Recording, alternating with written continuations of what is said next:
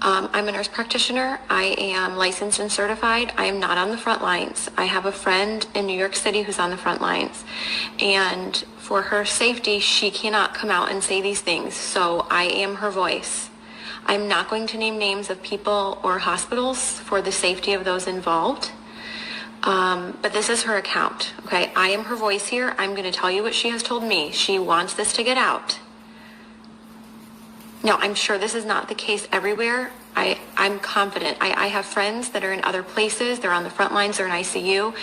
And it's not like this everywhere. But in New York City right now, in some of the hospitals, this is what is going on. People are sick, but they don't have to stay sick. They are killing them. They are not helping them. She used the word murder, coming from a nurse who went to New York City expecting to help. Patients are left to rot and die. Her words. She has never seen so much neglect. No one cares. They are cold and they don't care anymore. It's the blind leading the blind. Now, a couple of weeks ago, I was on with some nurse friends of mine, and we were discussing different medications that could be used to potentially help people. Doctors who were reporting around the country that they were using a combination of medications that were helping people. People were not dying when they were on these medications. They were getting better. Those medications are not being used in hospitals in New York City. What is happening is that they're putting people on nasal cannula. If they require more than 6 liters of nasal cannula, they get intubated, they go on the vent, or they get trached if there's not enough vents. They don't get high flow, no non-rebreather, no non-invasive ventilation, no CPAP, no BiPAP. They're on a closed system, the ventilator, versus a CPAP or a BiPAP for fear that it will spread the virus. Which, by the way, I know a nurse in Florida who was fired for exposing that about CPAP and BiPAP and patients being put on the ventilator, like straight away to the ventilator, to be on a closed system. The patients don't know any better. They don't have family with them. There is no one there with them to advocate for them. So they are scared and they give consent.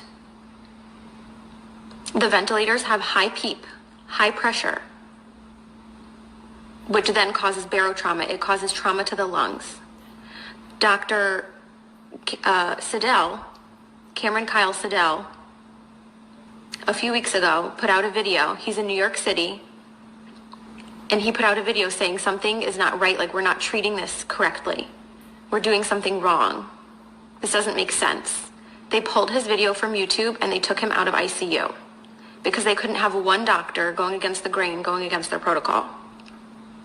The protocol is propofol or some kind of sedation because they're on the ventilator, and IV antibiotics. There's no hydroxychloroquine.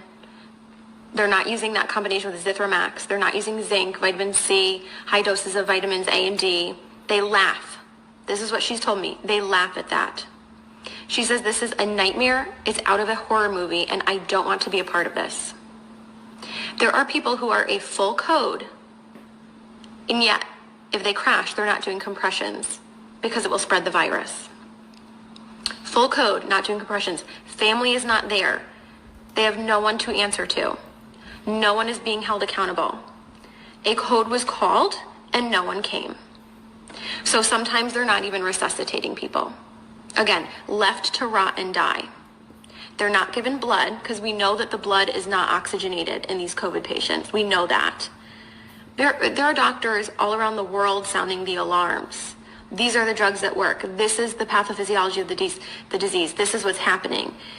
And for some reason, it's not changing. Even though we know, some of us know what's going on, nothing is changing on the front lines. They stay in the same PPE all shift, except for the top pair of gloves. So 2 pairs of gloves, or I don't know, maybe more than 2, but they're only changing the gloves on the outside. Gown, mask, whatever else stays the same because all patients are COVID patients. So if it's a COVID floor, it's all COVID, but it's not because some of them are rule out COVID. So even if they're rule out COVID and they're not COVID, they're going to get COVID because they're using the same PPE all shift and they're carrying that contamination to all of the patients. They're not changing their PPE. They're not going into rooms. So they're running long tubing into the room so that they can manage the tubing from outside of the rooms. So if they're not going into the rooms, that means they're not assessing the patients as frequently as you would be otherwise assessing your patients. They are not doing rapid result tests. You're lucky if you get results in 5 days. Okay, this is coming from my friend who is in New York City right now on assignment, who went there to help, and this is what she's finding. It's a horror movie, she says. Not because of the disease, but because of the way it's being handled. She said, we need help, and people are sitting there waiting in the hotels. Money, I guess, it's being paid for by FEMA, and yet they're still understaffed. And there are hundreds of people, hundreds of nurses in the hotels waiting to be called onto a shift. So there is manpower enough if the goal were to actually save people. But resources are not being utilized properly or to full capacity in a way that maximizes the patient benefit or improves the outcomes. The records and charting are crap. And now some of these hospitals in New York City are probably crappy on a good day. So you add in the fear of COVID and the fear of the whole pandemic and forget it. So if you're in a crappy hospital with crappy nurses, let's face it, all of us nurses have worked with crappy nurses before who don't care. So now you add in this, forget it. And they're having people do things that they can't do. So maybe things that they're not proficient in. So maybe a nurse who's not familiar or comfortable with using a ventilator. And it's that figure it out mentality. Figure it out. These patients are critical and they're crashing, figure it out. So nurses are being celebrated as heroes, right? We see how like the fire trucks and the police are like lining up and practically having these parades and celebrating them as heroes. And don't get me wrong, I'm sure in some parts of the country and other ICUs, I have friends that are working on the front lines in ICU and they are good nurses. And some of them are heroes. But we have nurses being celebrated as heroes who are killing people. They're not heroes. And they're being brainwashed to think they're doing something great just by going to work because they're brave enough to go to work. Well, what are you doing at work? You're certainly not saving people if you're not even running codes. You're not even going into patient rooms. You're a coward. You're hurting people. You're killing them. You're contributing to the problem. I know I'm going to get hate mail for this, and that's fine. Because people are dying who don't have to die. Again, there's no family there, so no one's being held accountable. And once these people get intubated, they're being scared into giving consent to be intubated, and then for a lot of them, it's over. And there's nobody going to be held accountable. And there's nobody looking out for them. They are completely by themselves. There's like a total lack of critical thinking. It's out the window. And people are scared to speak up. And one person alone isn't going to change the overall culture of a hospital or a system or a city. Like I said, Dr. Cameron Kyle Seidel's video was pulled from YouTube. And he was pulled from the ICU for sounding the alarm and going against the grain. So people are sounding the alarm. It's just not changing anything, apparently. So what can you do? Buck the system. I'm really fortunate I don't have any family in New York City that I personally have to worry about. If there are people that you are worried about, or maybe it's not even New York City, maybe you're in another city that's being really hard hit and you're just hearing really bad things coming out of that city, buck the system. Something is wrong in the system. So go against the grain. Request records immediately. Records, transcripts, immediately.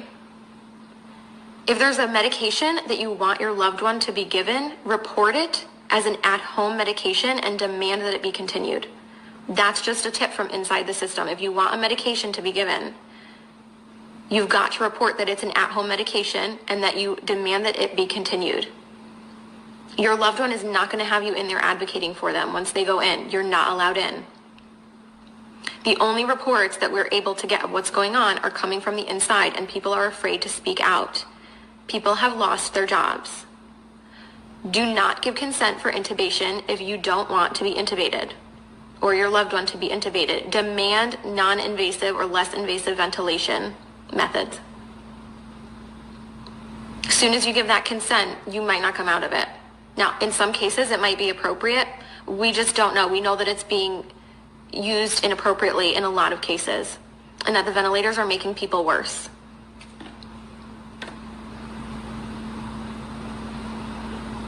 Please share this video, make it go viral. People need to know this. This is the truth of what's going on from my nurse friend who's in New York City right now on assignment.